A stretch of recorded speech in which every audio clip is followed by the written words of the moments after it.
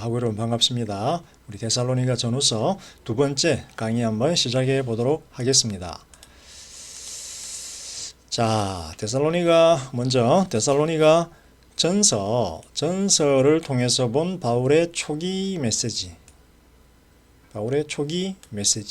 첫 번째 바울의 편지이기 때문에 아직 바울의 신학이 굉장히 파릇파릇할 청소년은 아니지만 특별히 로마서에 비해서 마지막 편지들에 비해서 아직 한 10여 년 정도 더 여물지 않은 그런 초기 메시지에 대한 정보를 담고 있습니다. 과연 바울은 자기 2차 전도 여행 시작 시에 어떤 메시지를 전했을까요? 여기에 대해서 우리는 데살로니가 전후서를 통해서, 특별히 데살로니가 전서를 통해서 중요한 해답을 얻을 수 있을 것으로 생각이 됩니다. 데살로니가 전서에서 이슈가 되는 것은 주님의 재림입니다. 그래서 주님의 재림에 대한 종말론적인 견해를 바울이 담고 있습니다. 자, 먼저 재림은 바울을 포함한 1세대 성도들이 여전히 자신들이 살아있는 동안 발생할 것이다 라고 믿었습니다. 그래서 고린도전서 8장에서도 바울은 주님의 재림에 대한 이야기를 하면서 곧 주님이 오시고 세상의 모든 것들이 사라져 버릴 것이기 때문에 굳이 결혼할 필요가 없다라고 고린도전서에서 가르칩니다. 결혼을 하지 않은 사람은 굳이 결혼할 필요가 없다. 나처럼 독신으로 살아도 된다. 그렇지만 이미 결혼을 한 사람은 마치 아내가 없는 것처럼, 남편이 없는 것처럼 그럼 경각심을 가지고 살아라 라고 이야기를 합니다. 마찬가지로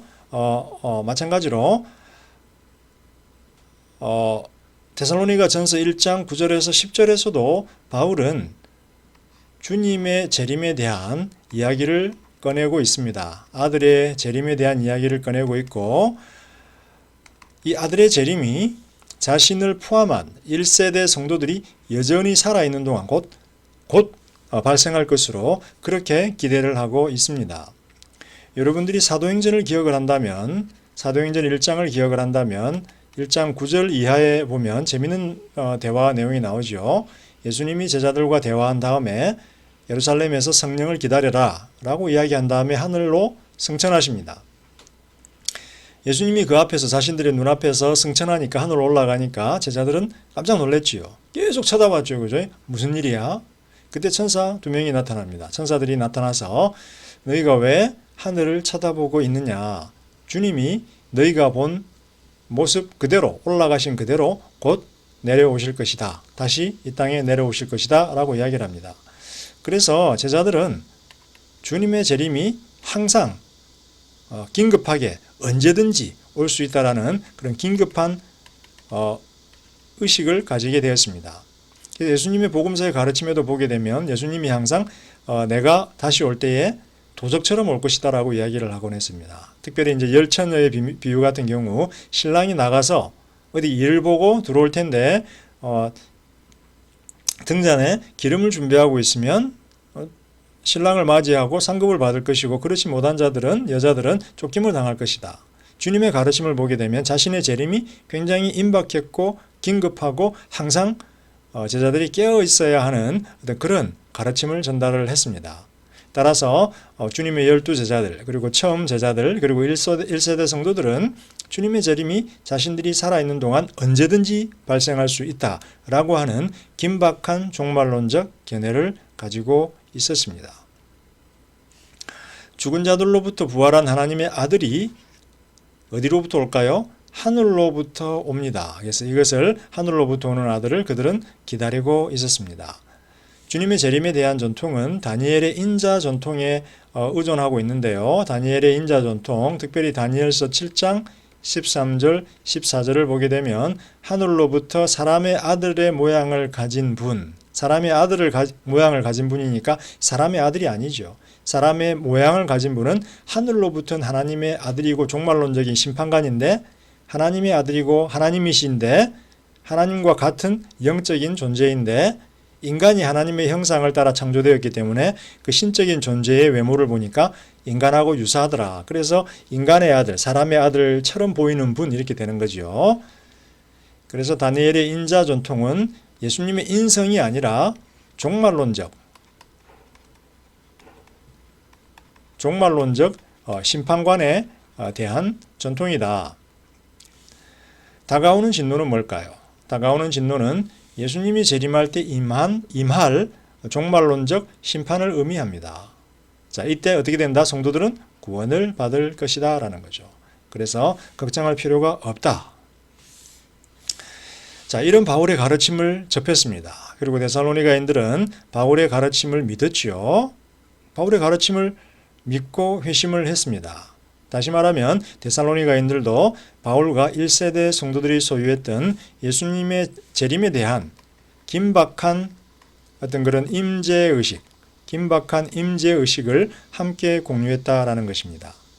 그런데 이들의 마음속에 이제 고민이 생기기 시작했습니다. 그것은 이미 사망한 자신들의 가족들에 대한 염려입니다. 이미 자신의 가족들이 사망해서 무덤에 묻혀버렸어요. 그리고 회심하지 못했어요. 그리고 주님이 재림한다면 주님 만나서 회심하고 주님 영접을 할 텐데 그래야 그들에게 영생의 기회가 주어질 텐데 이미 사망해서 무덤에 묻혀버린 가족들은 주님을 영접하지 못한다라는 거죠. 다시 말하면 영원한 생명을 주님과 함께 소유하지 못할 것이고 이 성도들과 그들의 사망한 가족들은 다시 만날 수가 없다라는 겁니다. 자, 이게 첫 번째 그들의 염려였고요. 두 번째 문제가 발생을 했습니다. 그 문제는 뭐냐면 일부 성도들이 일하기를 멈추어 교회의 짐이 되어 버렸다라는 겁니다. 일부 성도들이 뭐예요? 주님이 오시는 게 오늘 내일 아무 때나 오실 수 있는데 왜 우리가 굳이 힘들게 일을 하며 살아야 돼? 라는 거죠. 여러분 날마다 아침에 일어나서 공부하고 또 목회하고 또 직장에 가서 일하고 힘들게 하루하루를 살아가요. 그죠? 그런데 주님이 오늘 내일 오신다면 그렇게 힘들게 살 필요가 없는 거예요.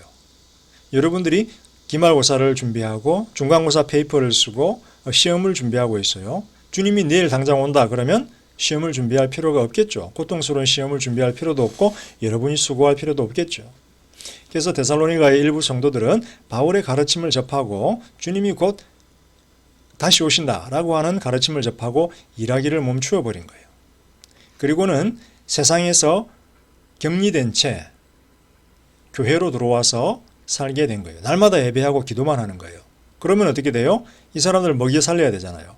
데살로니가 교회의 다른 성도들이 이들을 돌보아야 되고 이들에게 먹을 것을 제공해야 되는 거예요.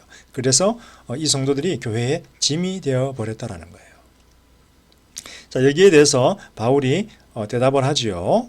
자, 바울이 대답하기 전에 여기 지금 사진을 제가 하나 실어놨는데 이것은 데살로니가 교회에 있는 고대인들의 무덤터에 대한 잔해입니다. 지금 계단이 보이는 거 보니까 땅 밑에 갇혀 있죠, 그죠? 그래서 이렇게 사람들이 누워 있던 죽은 시체를 놓아놨던 어떤 그런 바닥이 이렇게 보이고 있습니다. 그래서 이렇게 뼈 잔해들이 있었을 텐데 아마 이제 수거해서 정리를 했거나 아니면 다 썩어버렸겠죠. 그래서 이렇게 무덤을 보면 무덤이 이렇게 연속해서 이렇게 있었다. 그래서 일종의 공동묘지였던 것 같아요. 연속해서 이렇게 있었다. 자, 바울의 첫 번째 대답입니다. 첫 번째 대답은 재림한 주님이 도시에 올 때 가장 먼저 죽은 자들을 영접한다라는 거예요. 죽은 자들을 영접하고 부활한다라는 거예요. 그래서 고대인들의 도시를 보게 되면 제가 조금 이제 사진을 좀 그릴 텐데 고대에 이렇게 도시가 있어요. 도시라고 합시다. 그러면 이렇게 길이 있습니다. 그 당시 로마인들은 도시를 건설할 때 길을 만들었어요. 그래서 모든 길은 로마로 향한다 라고 하는 속담이 있었죠. 그런데 이 데살로니가 사람들은 고대의 로마 사람들은 무덤을 어디다 건설을 하냐면 저희 같은 경우는 산이 이렇게 있으면 산 깊은 곳에다가 무덤을 건설합니다. 공동묘지를. 그죠? 귀신이 나올까 봐 두려운 거죠. 그런데 이제 여러분들이 미국이나 유럽을 여행하게 되면 죽은 자들도 우리와 함께 산다라는 믿음 속에서 이렇게 교회가 있으면 교회 뒤뜰에다가 무덤을 만듭니다. 무덤을 만듭니다. 그래서 공동묘지들이 도시 안에 있어요. 그런데 고대인들은, 데살로니가 사람들은 무덤을 이렇게 도시 바깥 길 옆에 이렇게 만들었어요. 도시 바깥 길 옆에 주로 이렇게 만들었어요. 그러면 주님이 이제 재림을 하세요. 그럼 어떻게 오시나요? 바로 도시로 오시지 않고 바울은 주님이 재림을 하셔서 길로 오신다는 거예요. 그러면 제일 먼저 누구를 만나나요?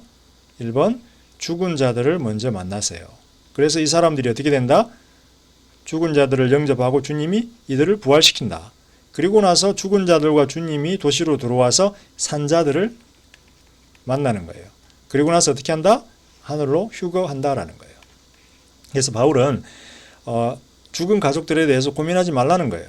주님이 먼저 그들을 만날 것이고 이렇게 그들이 부활할 것이고 그 다음 그들과 주님이 함께 산 자들을 만나고 하늘로 올라가신다라는 거예요. 걱정하지 말라라는 거예요. 그런데 바울은 그러면 주님이 재림할 때를 어떻게 알 수 있을까요? 라고 질문을 할 수 있겠죠. 그래서 바울이 이야기를 합니다. 데살로니가 전서 4장 16, 17절에서 하늘로부터 울려 퍼지는 나팔 소리가 있을 거라는 거예요. 마치 군대에 있을 때 군대 가면 아침에 기상 나팔 소리가 울리잖아요. 그죠? 그런 것처럼 주님이 재림할 때 왕이시니까 나팔 소리가 크게 울릴 거라는 거예요. 다시 말하면 재림을 놓치지 않을 것이다. 걱정하지 말라라는 거예요. 그런데 여기서 재밌는 것은 바울은 재림에 대한, 재심이 아니죠. 재림에 대한 정확한 날짜를 제공하지 않습니다. 바울도 성령의 사람이었고 진리를 아는 사람이었지만 정확한 날짜를 제공하지 않았다. 주님의 재림에 대한. 왜? 자신이 그것을 예측할 수 없었기 때문에. 마가복음 13장 32절에 보면 예수님께서 올리브산에서 제자들에게 종말의 때에 대한 가르침을 제시합니다. 거기서 예수님은 뭐라고 그러냐면 그 때와 시기는 천사들도 모르고 아들도 알 수 없다. 오로지 아버지만 알 수 있다라고 이야기를 합니다. 다시 말하면 현대에도 종말, 재림에 대한 많은 이야기들이 있지만 여러분들이 거기에 귀 기울이지 말아야 돼요. 주님이 온다더라. 10월 28일 날 온다더라. 언제 온다더라. 주님이 분명히 말씀하셨어요. 아무도 알 수 없다. 아들도 모른다. 주님 자신도 모른다라고 이야기했어요. 여기서. 자, 그 다음에 일부 성도들이 일하기를 멈추어 교회의 짐이 되었어요. 자, 이 부분에 대해서 제가 좀 내용을 설명을 하면 바울은 이렇게 하면 안 된다 그래요. 주님이 재림한다 할지라도 그때까지 어떻게 해야 된다? 충실하게 자신의 일을 완수해야 된다라고 이야기해요. 그래서 일터는 직장은 성도들이 자신들의 신앙을 표현하는 굉장히 중요한 장소이다. 충실하게 일을 하고 일을 그만두지 말고 특별히 중요한 건 뭐다? 스스로를 돌보아야 한다. 스스로를 돌보아야 한다. 스스로를 돌보아서 교회의 짐이 돼서는 안 된다라는 거예요. 그래서 여러분들도 우리 젊은이들도 일을 열심히 해서 자기 직장 생활하고 혹은 뭐 자기 기술을 개발하고 혹은 뭐 목회를 하고 신학을 하고 여러 가지 일들을 하면서 스스로를 돌볼 수가 있어야 됩니다. 자, 이제 두 번째, 세 번째 바울의 가르침에 대해서 한번 또 배워보도록 하겠습니다. 자, 이제 데살로니가 전서를 통해서 본 바울의 초기 메시지 두 번째, 세 번째 내용에 대해서 한번 살펴보도록 하겠습니다. 자, 데살로니가 전서 이전에는 바울은 직접적인 복음 전파의 방식으로 교회를 만나고 세우고 그 다음에 성도들을 대우했습니다. 직접 가서 복음을 전파하는 것이었습니다. 그런데 이제 바울은 직접적인 방문 그리고 그 방문을 통한 복음 전파 외에도 자신의 교회들과 서신서를 통해서 교류하기 시작합니다. 왜냐하면 서신서는 계속해서 성장해 가는 교회들을 돌보아야 할 필요성의 인식을 의미를 합니다. 왜냐하면 바울은 자신들의 교회를 1차, 2차 선교 여행을 통해서 여러 곳의 교회들을 세웠어요. 그런데 바울이 그 교회들에 남아서 계속해서 본인이 그곳에서 목회를 지속할 수가 없었습니다. 한 교회를 세운 다음에는 다음 교회로 넘어가서 또 다른 교회를 세워야 하지요. 그럼 어떻게 하나요? 그 이미 세워놓았던 교회들을 돌보기 위해서는 편지가 필요하다. 사람들을 보내어서 소식을 묻기도 하고 또 그들 편으로 편지를 보내기도 하고 편지를 받기도 하고 이런 어떤 목회적인 필요성, 교회들을 돌보아야 할 목회적인 필요성이 서신서들을 통해서 교류하는 어떤 그런 새로운 방법을 바울에게 깨닫게 해 줍니다. 마치 우리가 오프라인으로 코로나 전에는 오프라인으로 주로 수업을 진행했습니다. 그러나 코로나라고 하는 큰 도전 앞에서 우리가 온라인으로 수업을 하고 줌으로 대화하고 토론하는 방식에 대해서 우리가 크게 각성하고 그 필요성에 대해서 크게 깨닫기 시작했습니다. 물론 그전에도 온라인 수업이 있었고 온라인으로 여러 가지 사회적인 것들을 행할 수 있게 됐지만 이제 그 필요성이 심각하게 대두되었다라고 우리가 볼 수 있습니다. 마찬가지로 바울은 직접적으로 복음을 전파하면서 교회를 세우고 교회들이 성장해 나가는 과정 속에서 그 교회들을 돌보아야 할 어떤 그런 가장 중요한 방편으로 서신서를 통한 어떤 교류에 대해서 깨닫기 시작했다라는 겁니다. 그리고 데살로니가 전서는 그러한 바울의 새로운 인식에 대한 첫 번째 증거를 보여주고 있다. 자, 이제 세 번째, 데살로니가 전서를 통해서 본 세 번째 가르침은 이방인 교회들에서 사도 이외의 교회 지도자들이 세워지기 시작했다라는 겁니다. 자, 이전에는 사도와 예수님의 직접적인 제자들이 복음을 전파를 했습니다. 곳곳에 이방인 도시들을 다니면서요. 그런데 지금 바울은 이제 모든 이방인 교회에서 동시에 사역을 할 수 없으므로 한 곳에서 도시를 방문하고 교회를 세우고 그 다음 도시로 이동해 갑니다. 그럴 때 바울은 이제 자기가 세운 교회에서 지역의 지도자들, 신실한 자들을 세워서 교회의 지도자로 맡기고 다음 도시로 이동을 했다라는 겁니다. 이제 교회 지도자들, 그죠? 사도들 이외에 교회 지도자들을 세우고 그들을 그들의 자격을 갖추게 해주고 도와주고 그들이 성장해 나가도록 하는 어떤 그런 방법들을 바울이 필요로 하기 시작했다라는 겁니다. 바울은 자신이 세운 교회들을 돌볼 지역 출신 지도자들을 세워서 자신의 부재를 대신했습니다. 초창기에는 성령의 은사들에 따른 자발적인 리더십이 중요를 했습니다. 신학교가 있었던 것도 아니고요. 너희는 이렇게 훈련받아야 된다는 것도 아니고요. 성령의 은사, 말씀의 은사나 행정의 은사나 치리의 은사나 능력을 가진 사람들이 성령이 주신 은사에 따라서 자발적으로 리더가 되었고 그랬습니다. 그래서 이것을 우리가 카리스마틱 영적 리더십, spiritual charismatic leadership, 카리스마적 영적 리더십이라고 부를 수가 있습니다. 그런데 데살로니가 전서 5장을 보게 되면 이 영적인 리더십은 교회에 의해서 견제받고 판단받는 제한적이고 상대적인 권위였습니다. 바울은 데살로니가 전서 5장에서 리더들을 그들의 은사들을 판단하고 그들이 제대로 된 리더인지에 대해서 판단하고 견제하고 평가하라라고 합니다. 누가? 교회 공동체가. 다시 말하면 그들의 리더십은 제왕적인 리더십이 아니고 제한적이며 상대적인 리더십이었다라는 겁니다. 그리고 그들의 사역은 철저히 공동체를 세우는 일에 집중했다.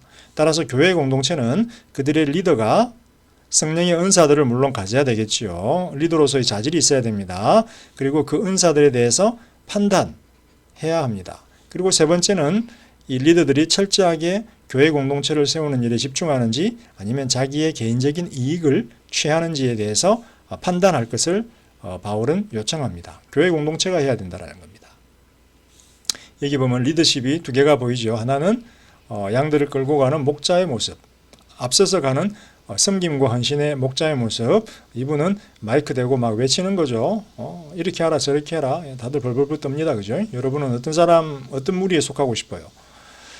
자, 그러나 시간이 흐를수록 영적 지도자들의 자격에 대한 더 구체적인 지침이 필요합니다. 초반에는 이게 됐어요. 영적으로 그냥 은사를 가지면 되는 거예요. 근데 조금 속된 말이지만 개나 소나 아무나 개나 소나 일이나 양이나 아무나 다 막 리더가 되고 싶어 하는 거예요. 다시 말하면 그 리더들의 자격에 대한 구체적인 지침이 필요하다라는 겁니다. 야, 수많은 사람들이 다 리더가 되겠다는데 아무도 양이 되지 않고 나는 리더가 될 거야 라고 하는데 그러면 어떤 사람이 리더가 될 자격이 있는가에 대한 구체적인 지침이 필요하다라는 거죠. 그래서 교회의 리더십은 제도화됩니다. 특정한 자격들에 대한 어떤 그런 지침, 가르침이 담기게 되는 거죠. 그래서 디모데 전후서와 디도서가 탄생을 하죠. 이 목회 서신서라고 합니다. 이 목회 서신서들을 보게 되면 누가 교회의 리더가 될 수 있는지 영적 리더들의 자질에 대한 중요한 정보들이 가르침으로 전해지고 있습니다. 마지막으로 데살로니가 후서를 통해서 본 바울의 메시지에 대해서 한번 살펴보도록 하겠습니다. 데살로니가 전서는 그런 이야기였고요. 데살로니가 후서는 어떨까요? 자, 데살로니가 후서에서도 주님의 재림에 대한 가르침이 굉장히 중요합니다. 그래서 주님의 재림의 특징이 무엇이고 주님의 재림을 기다리는 성도들의 삶은 어떠해야 하는지에 대한 가르침이 주를 이룹니다. 2장 3장. 데살로니가 전서를 읽은 데살로니가 교인들은 이미 주님의 재림이 이 땅에 임했다는 소문에 대해서 접하게 됩니다. 2장 2절. 어떤 사람들은 바울의 편지를 자신이 받았다거나 혹은 성령을 통해서 이 사실에 대해서 배웠다고 주장을 하기 시작을 합니다. 따라서 남아있는 데살로니가인들은 주님의 재림을 놓치고 이 땅에 남겨진 불쌍한 자들이다 라고 하는 어떤 그런 염려 혹은 섣부른 판단 속에서 염려하게 됩니다. 이 소식을 접한 바울이 가르침을 전달합니다. 바울은 뭐라고 이야기하냐면 주님의 재림에는 순서가 있다라는 겁니다. 아까 데살로니가 전서에서는 나팔 소리가 있을 거라고 이야기했죠. 나팔 소리. 근데 잠을 자다가 나팔 소리를 놓칠 수도 있는 것이고, 물속에서 수영하다 놓칠 수도 있는 것이고, 어떻게 하다 보면 나팔 소리를 놓칠 수가 있어요. 우리가 알람을 켜놓는다고 해서 반드시 새벽에 아침에 일찍 일어날 수 있는 건 아니지요. 자, 먼저 바울은 징조들이 있다라고 이야기해요. 재림에는 여러 가지 징조가 등장을 한다. 그런데 그 중에서도 제일 큰 징조는 뭐냐면 불의한 자, 곧 멸망의 아들로서 자신을 경배의 대상으로 높이는 자가 등장한다. 누군가요? 적그리스도가 등장한다. 그런데 이 불의한 자의 등장은 이미 진행되고 있다. 이 불의한 자가 이미 등장했다라는 겁니다. 그런데 하나님께서 그를 정하신 때까지 제어하고 있다. 결국은 하나님이 통제한다라는 거죠. 자, 1세기에 지금 50년에 바울이 이미 적그리스도가 등장했다라고 이야기하고 있어요. 그죠? 그래서 우리가 지금 21세기, 22세기, 20세기에 대통령이 마음에 들지 않는다고 혹은 북한의 김모 지도자가 마음에 들지 않는다고 그가 적그리스도다라고 이야기하는 것은 해석학적으로 조금 100% 옳은 해석은 아닐 수도 있다라는 거예요. 자, 그의 등장과 더불어 적그리스도가 등장을 하고 적그리스도가 등장한 다음에 사탄의 능력과 표적과 거짓 기사들을 통해서 세상이 미혹된다라고 하는 거예요. 적그리스도가 등장하고 그에 따른 여러 가지 표적들이 등장을 한다. 그리고 나서 곧 이어 주님이 등장해서 그를 처단하고 영원한 심판을 행하실 것이다. 다시 말하면 너네가 재림을 놓쳤느냐 말았느냐 평온한 삶을 살고 있는데 아직 재림이 오지 않았다라는 거죠. 불의한 자 적그리스도가 등장해서 세상을 미혹해서 혼란스러운 상황이 올 것이고 그 다음에 주님이 와서 영원한 심판을 베풀 것이다. 다시 말하면 주님이 왔으면 재림했으면 영원한 심판이 임할 것이기 때문에 너희가 놓칠 이유가 없다라는 거죠. 자, 바울은 이어서 주님의 재림을 기다리는 성도들의 삶에 대해서 가르칩니다. 성도들은 소문에 흔들리지 말고 이미 받은 진리의 말씀과 사도의 가르침을 굳게 붙들어야 한다. 흔들리지 말라는 거죠. 두 번째는 성령의 거룩하게 하심과 진리를 믿음으로 성도들은 이미 하나님의 구원에 대한 선택을 경험한 자들이다. 두려워하지 말라라는 거예요. 너네들은 재림을 놓칠 이유가 없다라는 거예요. 주님이 재림하는 것은 왜요? 너희들을 만나러 온다라는 거예요. 이미 구원을 경험한 자들을 만나고 그들을 회복시키기 위해서 오는데 그들과 만나기 위해서 오는데 너희들이 어떻게 주님의 재림을 놓칠 수 있겠냐라는 거죠. 성령의 거룩히 하심. 아까 우리 갈라디아서 3장에서 배웠지요. 진리를 믿음으로 복음의 진리를 의미합니다. 복음의 진리를 믿음으로 성령을 받았고 성령을 통해서 복음의 진리를 믿게 됐고 자, 그 다음에 그러면 재림을 기다리는 우리의 현재의 삶은 어떻게 해야 되느냐? 직업에 충실해야 합니다. 아까 데살로니가 전서 5장에서도 4장에서도 동일한 내용을 바울이 가르쳤습니다. 바울은 일을 멈추고 데살로니가 전서 4장 9절 12절에서 일을 멈추고 사회에서 격리된 채 교회 안으로 들어간 일부 성도들을 언급을 했고 그들이 그 일을 멈출 것을 요구했습니다. 데살로니가후서 3장 6, 15절에서도 바울은 성도들은 자신의 모범을 따라, 즉 바울의 모범을 따라, 바울이 주님이 곧 온다고 해서 일을 멈춘 것이 아니라 계속해서 일을 하면서 복음을 전했다. 마찬가지로 성도들도 바울의 모범을 따라 일터로 돌아가서 스스로의 삶을 책임질 것을 요구합니다. 혼자 기도원 가서 기도하면서 타인들에게, 교회에게 짐이 되지 말라는 이야기죠.